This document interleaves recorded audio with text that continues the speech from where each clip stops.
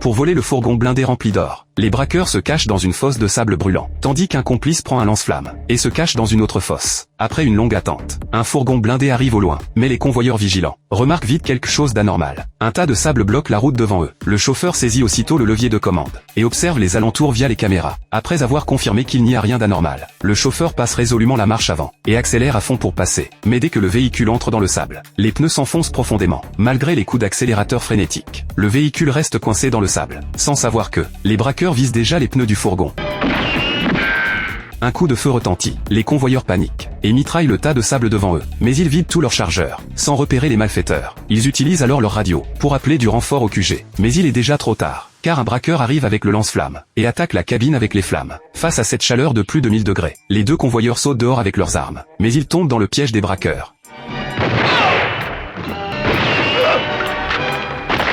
Une fois les deux hommes neutralisés, les braqueurs courent vers le fourgon avec excitation. Ils déterrent des pneus enterrés à l'avance, puis sortent un cric, et soulèvent rapidement le véhicule. Les pneus sont vite remplacés, mais le véhicule ne peut toujours pas avancer. Ils sortent alors des plaques d'acier enterrées, et les posent devant les pneus du fourgon. Grâce au contact entre les plaques et les pneus, le fourgon sort facilement de la fosse. Ainsi les braqueurs posent les plaques une à une, tout en faisant avancer le fourgon lentement. Ils arrivent enfin à l'endroit prévu, et font entrer le véhicule dans un trou creusé, pour échapper à la police. Ils couvrent le trou avec les plaques d'acier, et le recouvrent entièrement de sable. Puis ils font venir un hélicoptère, dont les pales produisent un souffle puissant, qui aplanit complètement le sable en surface. En seulement 2 minutes, toute trace du trou disparaît, alors que les braqueurs s'apprêtent à se réjouir. Le pilote de l'hélicoptère remarque quelque chose. Une voiture de sport rouge arrive à toute vitesse. Pour éviter d'être découvert, les braqueurs utilisent l'hélicoptère pour l'arrêter. Le conducteur voit leurs armes et tente de fuir, mais il est déjà trop tard.